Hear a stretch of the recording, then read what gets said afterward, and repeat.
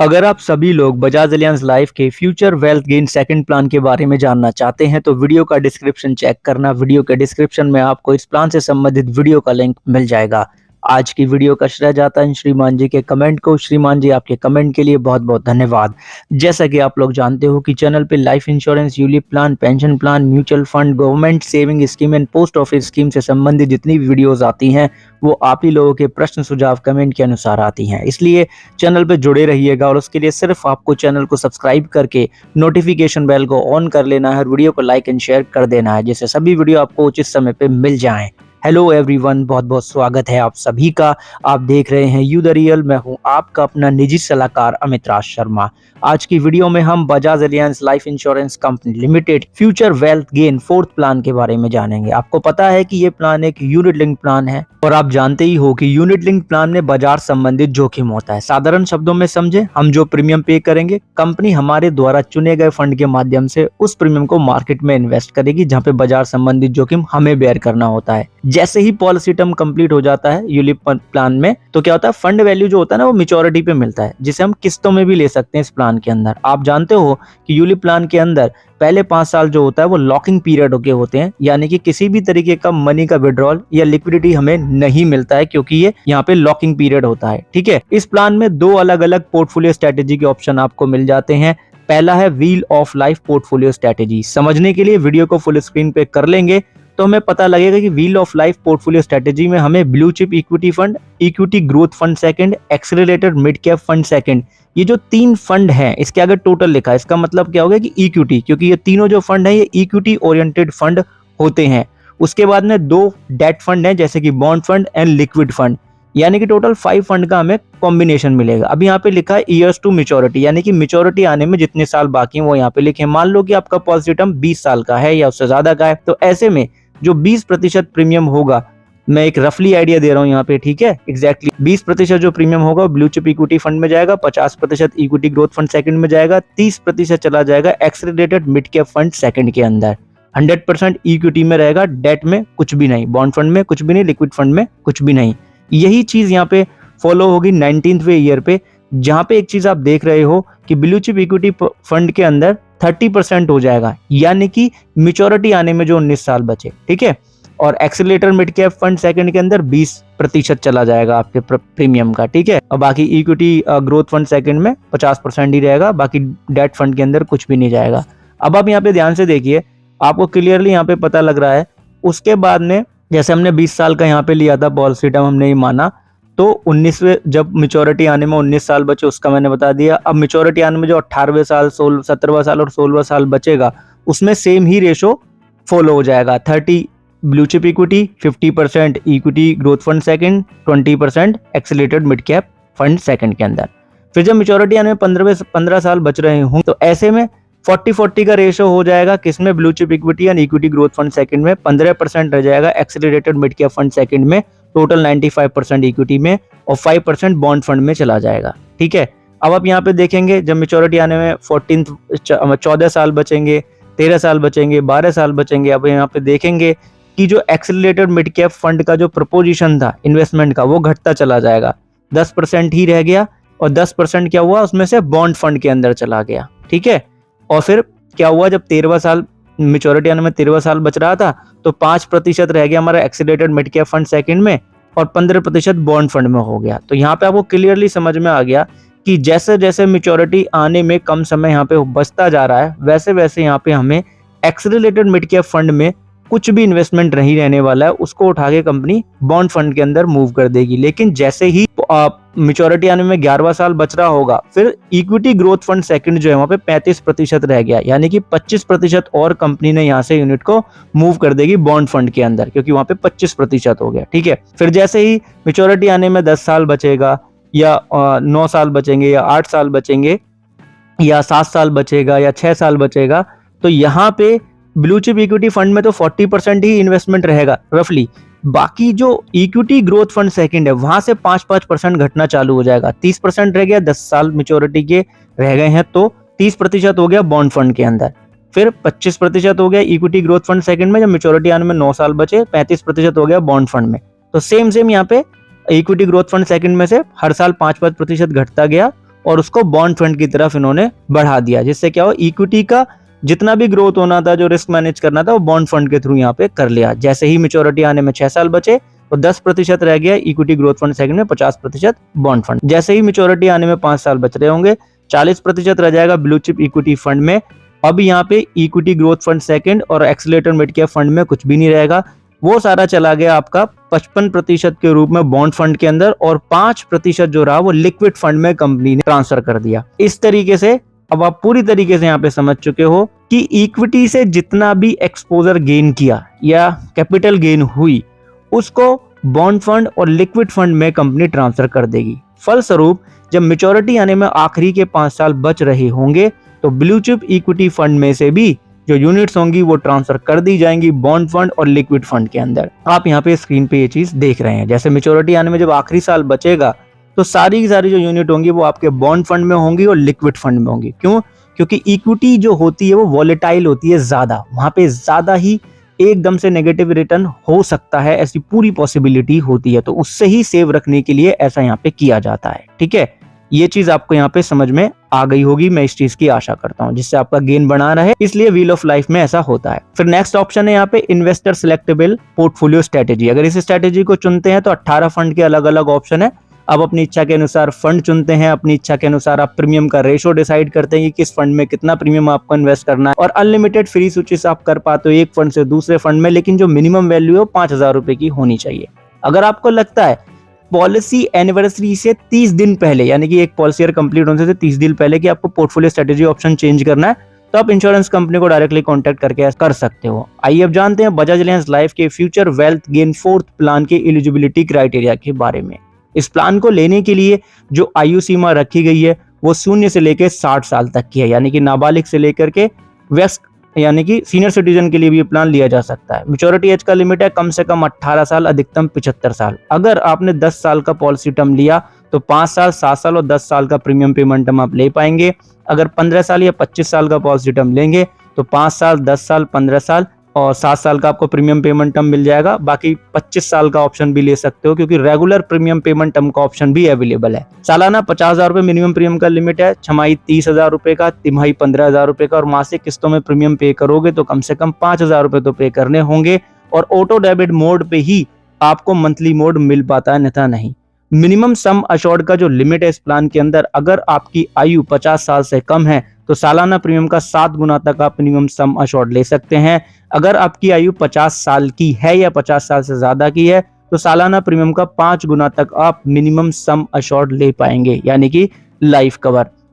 बात करें maximum life cover की, तो अगर आपकी आयु 0 से लेके 50 साल की है तो सालाना प्रीमियम का 40 गुना तक आप लाइफ कवर ले सकते हो। अगर आयु 26 साल से लेके 35 साल की है तो 30 गुना तक, 36 से 40 की है तो 20 गुना तक, 41 से 44 साल तक की आयु है तो सालाना प्रीमियम का 15 टाइम्स यानी कि 15 गुना तक, और अगर आपकी आयु 45 साल की है उससे ज्यादा की है तो सालाना प्रीमियम का 10 टाइम्स यानी कि 10 गुना तक आप लाइफ कवर ले सकते हो। टॉप अप प्रीमियम का लिमिट है मिनिमम 5,000 रुपए का, और जो टॉप अप प्रीमियम पे जो सम अश्योर्ड ले सकते हो वो टॉप अप प्रीमियम का 1.25 गुना तक ले सकते हो। टॉप अप प्रीमियम पे भी 5 साल का लॉकिंग पीरियड लागू होता है। ठीक है, अब जैसे ही आपने पॉलिसी के पहले 5 साल कंप्लीट कर लिया तो आपके पास में कुछ फ्लेक्सिबिलिटीज आपको मिल जाती है, जैसे कि आप अपने प्रीमियम को रिड्यूस करना चाहते हैं तो जो मिनिमम प्रीमियम का लिमिट है वहां तक आप रिड्यूस कर सकते हो, लेकिन आपके एक्चुअल प्रीमियम के 50% तक। आप मोड ऑफ प्रीमियम भी चेंज कर सकते हो, प्रीमियम पेमेंट टर्म भी कम कर सकते हो। ठीक है, आइए अब जानते हैं बजाज एलियांज लाइफ के future wealth gain 4th plan के बेनिफिट्स के बारे में। सबसे पहला बेनिफिट आएगा यहाँ पे लॉयल्टी एडिशन। लॉयल्टी एडिशन आपको कब मिलेगा? ये जो 3 साल होंगे ना, मतलब जिस डेट पे लॉयल्टी एडिशन ऐड होना है उससे लेके प्रीवियस के 3 सालों में जितना भी फंड वैल्यू होगा उसका एक परसेंटेज आपको मिलेगा। कैसे मिलेगा? पॉलिसी के जब 15 साल कंप्लीट हो जाएंगे तब से मिलना चालू होगा और हर 5 साल के गैप में मिलता रहेगा। प्रीमियम चाहे आपका 2,40,000 से कम हो या 5 लाख का हो, कितना भी आप प्रीमियम पे कर रहे हो, लॉयल्टी एडिशन का जो परसेंटेज होगा वो लॉयल्टी एडिशन की डेट से लेके पिछले 3 साल के अंदर जितना एवरेज फंड वैल्यू होगा उसका 1% ही मिलेगा, हर 5 साल के गैप में मिलता रहेगा पॉलिसी के 15वें साल। मोर्टेलिटी चार्ज जितना भी लगा होगा आपको, या तो पॉलिसी टर्म के कंप्लीट होने पे मिल जाएगा या पॉलिसी के 15 साल कंप्लीट होने पे, दोनों में से जो भी बाद में होगा तभी ये मिलेगा। डेथ बेनिफिट की बात करें तो यूलिप प्लान में आपको पता है कि जो डेथ बेनिफिट होते हैं सम अश्योर्ड में से जिस डेट पे डेथ हुआ है उससे पिछले 2 साल के अंदर जितना भी विड्रॉल किया होता है उसको माइनस कर देते हैं, उसका कंपैरिजन कर लेते हैं फंड वैल्यू में से, राइट। फंड वैल्यू से कंपैरिजन करते, दोनों में से जो भी ज्यादा होता है दैट बेनिफिट होता है। अगर टॉप अप प्रीमियम पे किया गया है तो टॉप अप सम अश्योर्ड के अमाउंट को टॉप अप प्रीमियम के फंड वैल्यू से कंपैरिजन करेंगे, दोनों में से जो भी ज्यादा होगा दैट बेनिफिट के साथ दे दिया जाएगा। नॉमिनी चाहेगा तो दैट बेनिफिट को इंस्टॉलमेंट में भी ले पाएंगे नॉमिनी जी, ठीक है। आपको पता ही है कि यूलिप प्लान के अंदर maturity benefit at the date of maturity जितने भी यूनिट का फंड वैल्यू होता है as per the market condition वो ही मिलता है, जिसे आप इंस्टॉलमेंट में ले सकते हैं। 5 साल अगर कंप्लीट कर लेते हैं और बीमा धारक की आयु 18 साल की हो जाती है तो पार्सल विड्रॉल आप कर सकते हैं मिनिमम 5,000 रुपए का, और पार्सल विड्रॉल के बाद में जो फंड वैल्यू है जितना आपने प्रीमियम पे किया है उसका 50% तो होना ही चाहिए फंड बैलेंस। मैक्सिमम आप फंड वैल्यू का 50% तक विड्रॉल कर सकते हैं, जिसे मैंने MW लिख दिया, यानी maximum withdrawal, right. Systematic partial withdrawal भी आप इसमें ले सकते हो। पॉलिसी के पहले 5 साल तो कंप्लीट होने ही चाहिए और आपकी आयु 18 साल की होनी ही चाहिए। यहाँ पे रेशो है कि आप अपने फंड वैल्यू का 1% से लेकर के 12% तक ले सकते हो अगर पॉलिसी टर्म 10 साल का या उससे ज्यादा का है तो। और सिस्टमैटिक पार्शियल विड्रॉल के अंदर भी जो फंड बैलेंस रहना चाहिए विड्रॉल के बाद वो आपके टोटल पेड प्रीमियम का 50% तक रहना चाहिए, ठीक है। अब जानते हैं बजाज अलायंस लाइफ के future wealth gain fourth plan के चार्जेस के बारे में। तो सबसे पहला चार्ज आपको लग जाएगा प्रीमियम एलोकेशन चार्ज।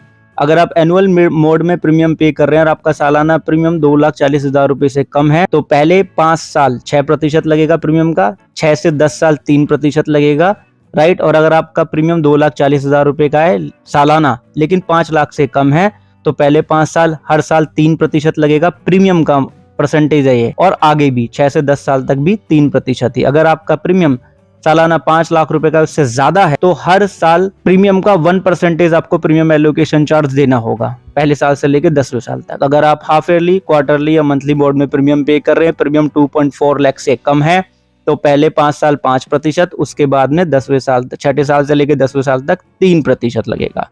अगर प्रीमियम 2,40,000 रुपए से लेकर के 5 लाख रुपए तक का पे करते हैं सालाना तो 3% की दर से ही प्रीमियम एलोकेशन चार्ज लगेगा पहले 10 साल।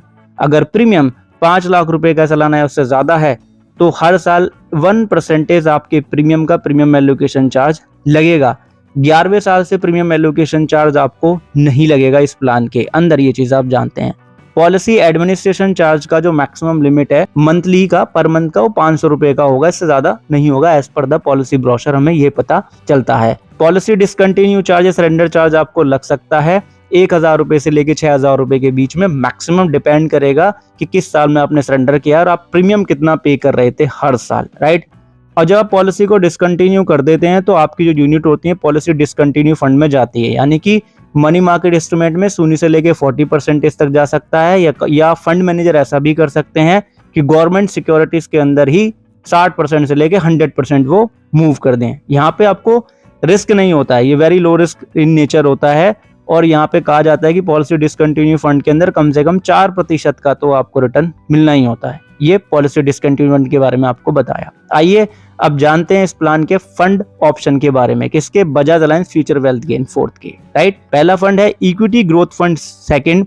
यहाँ पे एक्सपोजर हमें बताया गया सेट एलोकेशन का कि इक्विटी के लिए 60 से लेके 100% तक का लिमिट है, यानी कि ऐसा हो सकता है कि एसेट अंडर द मैनेजमेंट जितना भी है उसको 100% इक्विटी में जो फंड मैनेजर है इन्वेस्ट कर दें। Bank deposit and money market instrument में 0 से लेके 40% तक का रेशो रखा गया है लिमिट का। रिस्क यहाँ पे वेरी हाई रिस्क होगा। इक्विटी ग्रोथ फंड सेकंड को कंपनी ने 6 जनवरी 2010 को लॉन्च किया। 6 जनवरी 2010 से लेके अब तक इसका जो रेट ऑफ रिटर्न रहा वो अप टू 14.17% का रहा। अब इस पे जो फंड मैनेजमेंट चार्ज लगेगा ना, एवरेज फंड वैल्यू का सालाना, वो 1.35% लग जाएगा हर साल, तो इससे रिटर्न घटेगा, आपको पता चल गया। यहाँ पे accelerator mid cap fund second का जो प्रोफाइल एलोकेशन है, यहाँ पे आप साफ देख रहे हैं कि 60% तो इक्विटी में रहेगा ही, लेकिन उसमें से जो 50% होगा कम से कम वो मिड कैप स्टॉक्स के अंदर कंपनी करेगी, यानी कि मिड कैप स्टॉक्स में जा रहा है तो हाई रिस्क कैटेगरी का ये फंड हो जाता है। बैंक डिपॉजिट में 0 से लेकर 40% तक का लिमिट है, और सेम लिमिट है money market instrument and cash and mutual fund के अंदर 0 से लेकर 40% तक का लिमिट है, यानी कि ऐसा हो सकता है कि बैंक डिपॉजिट या मनी मार्केट इंस्ट्रूमेंट के अंदर कंपनी इन्वेस्ट करे ही ना। Risk profile very high risk category का होगा। Accelerator mid cap fund second को कंपनी ने 6 जनवरी 2010 को लॉन्च किया, तब से लेके अब तक जो उसका एवरेज रेट ऑफ रिटर्न रहा वो 15.39% का रहा, जो समय अनुसार कम ज्यादा हो सकता है। फंड मैनेजमेंट चार्ज सालाना वही 1.35% होगा आपके एवरेज फंड वैल्यू का। प्योर स्टॉक सेकंड फंड की अगर हम बात करें तो यहाँ पे भी इक्विटी एक्सपोजर जो है वो कम से कम 75% रहेगा, डोमेस्टिक इक्विटीज के अंदर इन्वेस्ट होगा। 100% भी फंड मैनेजर कर सकते हैं। बाकी अगर 75% इक्विटी में जा ही रहा है तो 25% ही बचता है मैक्सिमम बैंक डिपॉजिट या मनी मार्केट इंस्ट्रूमेंट के लिए। प्योर स्टॉक फंड को कंपनी ने 5 जून 2017 में लॉन्च किया। वेरी हाई रिस्क कैटेगरी का ये फंड है और 5 जून 2017 से लेकर के अब तक जो उसका रेट ऑफ रिटर्न रहा वो 13.96% के आसपास रहा। फंड मैनेजमेंट चार्ज 1.30% लगेगा एवरेज फंड वैल्यू का सालाना। प्योर स्टॉक फंड की बात करें, इक्विटी एक्सपोजर 60% से लेकर के 100% तक का है। जो असेट अंडर द मैनेजमेंट होता है उसका ये परसेंटेज होता है। Government treasury bill non interest bearing में 0 से लेकर 40% तक का विंडो रखा गया है। DOI का मतलब है डेट ऑफ इंसेप्शन, यानी कि प्योर स्टॉक फंड को कंपनी ने 21 जुलाई 2006 को लॉन्च किया, तब से लेकर अब तक 16% के आसपास इसका रेट ऑफ रिटर्न रहा। FMC का मतलब है यहाँ पे फंड मैनेजमेंट चार्ज, जो कि 1.35% लगेगा सालाना एवरेज फंड वैल्यू का। वेरी हाई रिस्क कैटेगरी का ये फंड है, ये चीज आप जान चुके हैं क्योंकि इक्विटी एक्सपोजर अप टू 100% तक है। असेट एलोकेशन फंड सेकंड है, यहाँ पे भी इक्विटी के लिए 40 से लेके 90% तक का मैक्सिमम लिमिट रखा गया है। अगर 40% इक्विटी में जा रहा है तो ऐसा हो सकता है कि 60% आपका बैंक डिपॉजिट या फिक्स्ड इनकम सिक्योरिटी में चला जाए या ना भी जाए, क्योंकि यहाँ पे लिमिट है 0 से लेके 60%। मनी मार्केट इंस्ट्रूमेंट के लिए 0 से लेके 50% तक की लिमिट है। हाई रिस्क कैटेगरी का ये फंड है। असेट एलोकेशन फंड सेकंड को कंपनी ने 31 मार्च 2014 में लॉन्च किया, तब से लेके अब तक 11.17% का इसका एवरेज रेट ऑफ रिटर्न रहा। फंड मैनेजमेंट चार्ज 1.25% लग जाएगा सालाना। ब्लू चिप इक्विटी फंड की बात करें तो यहाँ पे जो इक्विटी एक्सपोजर है वो 60% तो कम से कम इक्विटी में रहने ही वाला है। बैंक डिपॉजिट में up to 40%, money market instrument and cash mutual funds के अंदर, यहाँ पे जो म्यूचुअल फंड होते हैं लिक्विड टाइप के होते हैं, 0 से लेके 40% तक का इन्वेस्टमेंट रहने वाला है। ब्लू चिप इक्विटी फंड को कंपनी ने 1 नवंबर 2010 को लॉन्च किया था। वेरी हाई रिस्क कैटेगरी का ये फंड है, आई मीन टू से ये हाई रिस्क कैटेगरी का, वेरी हाई रिस्क कैटेगरी का नहीं है। 1 नवंबर 2010 से लेके अब तक 11% से ज्यादा का रेट ऑफ रिटर्न रहा। फंड मैनेजमेंट चार्ज 1.25% का ही लगेगा सालाना एवरेज फंड वैल्यू का। बात आती है बॉन्ड फंड की, तो आपको पता है बॉन्ड फंड के बारे में कि यहाँ पे debt and debt related securities instrument या फिक्स डिपॉजिट के अंदर 40% तो जाएगा ही जाएगा, 100% भी जो फंड मैनेजर है असेट्स को इन्वेस्ट कर सकते हैं। Money market instrument, cash and mutual fund के अंदर अप टू 60% तक का लिमिट मैक्सिमम है। बॉन्ड फंड को कंपनी ने 10 जून 2006 में लॉन्च किया था। ये लो रिस्क कैटेगरी का आता है, लेकिन यहाँ पे मॉडरेट बताया, तो मॉडरेट ही होगा भाई, ठीक है। बॉन्ड फंड में जो एवरेज रेट ऑफ रिटर्न रहा है 10 जुलाई 2006 से लेके वो अप टू 8% के आसपास रहा है। 0.95% एवरेज सालाना फंड वैल्यू का फंड मैनेजमेंट चार्ज लगेगा। लिक्विड फंड में 100% जो इन्वेस्टमेंट होगा bank deposit money market instrument में होगा। लिक्विड फंड को कंपनी ने 10 जुलाई 2006 में लॉन्च किया, तब से लेके अब तक 6.43% का इसका एवरेज रेट ऑफ रिटर्न रहा। जो फंड मैनेजमेंट चार्ज लगेगा सालाना एवरेज फंड वैल्यू का 0.95% लगेगा। यहाँ पे जो रिस्क है बिल्कुल ही लो होता है। इस तरीके के फंड आपके ओवरऑल पोर्टफोलियो में जरूरी होते हैं, राइट। बात करें फ्लेक्सी कैप फंड की, तो equity and equity related instrument में 65% तो कम से कम हो गया असेट्स अंडर द मैनेजमेंट का, बाकी 100% तो जा सकता है, राइट। तो cash, bank deposit, liquid fund and money market instruments में अप टू 35% तक का लिमिट है। फ्लेक्सी कैप फंड को कंपनी ने 20 मई 2022 को लॉन्च किया। तो इसका जो रिस्क प्रोफाइल है वो वेरी हाई रिस्क कैटेगरी का, क्योंकि 100% तक इक्विटी में जा सकता है। 20 मई 2022 से लेकर अब तक 23% के आसपास रेट ऑफ रिटर्न रहा। Fund management charge 1.35% average fund value का सालाना। सस्टेनेबल इक्विटी फंड की बात करें तो सेम ही है यहाँ पे लिमिट फ्लेक्सी कैप फंड की तरह। इक्विटी के लिए 65% से लेके 100%, bank deposit money market instrument के लिए 0 से लेके 35% तक का, ठीक है। सस्टेनेबल इक्विटी फंड को कंपनी ने 16 फरवरी 2023 में लॉन्च किया था और तब से लेके अब तक अप टू 25% या 26% के आसपास इसका एवरेज रेट ऑफ रिटर्न रहा, जो कि समय अनुसार कम ज्यादा हो सकता है, राइट।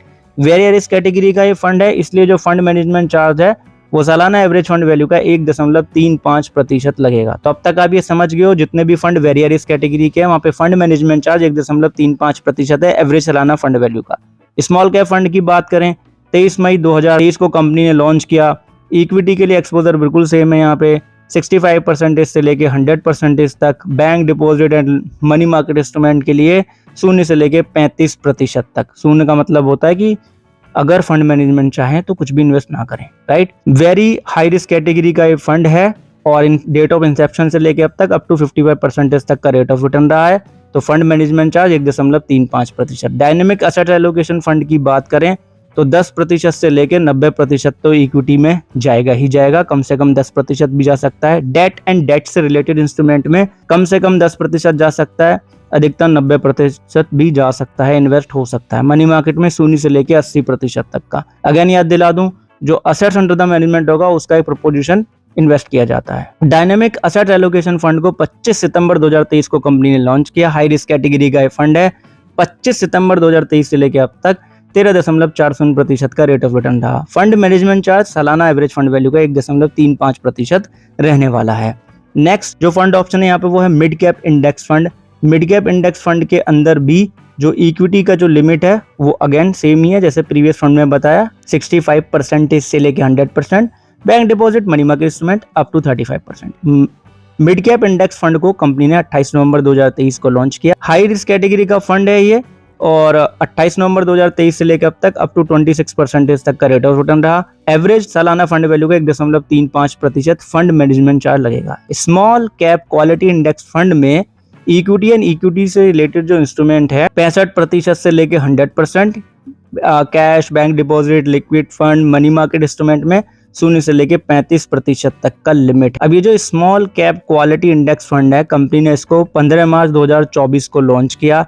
हाई रिस्क कैटेगरी का ये फंड है और 15 मार्च 2024 से लेकर अब तक 26.52% के आसपास का रेट ऑफ रिटर्न रहा। फंड मैनेजमेंट चार्ज सालाना एवरेज फंड वैल्यू का 1.35% रहा। निफ्टी अल्फा 50 इंडेक्स फंड की अगर आप बात करते हैं तो यहाँ पर भी आपको सेम ही एक्सपोजर देखने के लिए मिल जाता है।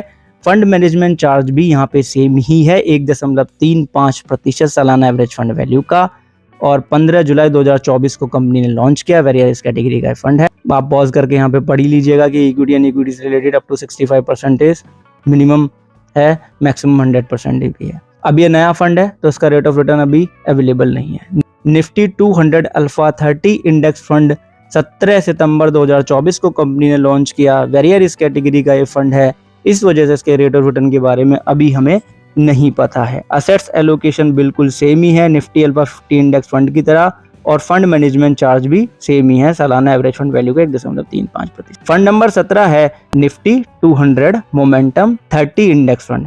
सेम ही तरह का असेट्स एलोकेशन होगा। इक्विटी में कम से कम 65%, अधिकतम 100% और कैश, बैंक डिपॉजिट, लिक्विड में 0 से लेके 35%। फंड मैनेजमेंट चार्ज सालाना एवरेज फंड वैल्यू का 1.35%। वेरियस कैटेगरी का ये फंड है, ठीक है। इसका भी रेट ऑफ रिटर्न अभी नहीं पता लग पाया क्योंकि ये नया फंड है। ओके, अब individual short term debt fund जो है इसके बारे में ना हमें इतनी इन्फॉर्मेशन मिल नहीं पाई है। बस इसका फंड मैनेजमेंट चार्ज हम आपको बता पाएंगे 0 से लेकर 9.5% सालाना एवरेज फंड वैल्यू का। अब ऐसा मैं क्यों कह रहा हूँ, जब आप टेलीग्राम चैनल से PDF चेक करोगे तो आपको पता लग जाएगा। बाकी आप पॉज करके पढ़ लीजिएगा। वीडियो को फुल स्क्रीन पे कर लीजिए। इलस्ट्रेशन को हम यहाँ पे देखेंगे। श्रीमान ए है जिनकी आयु 30 साल की है।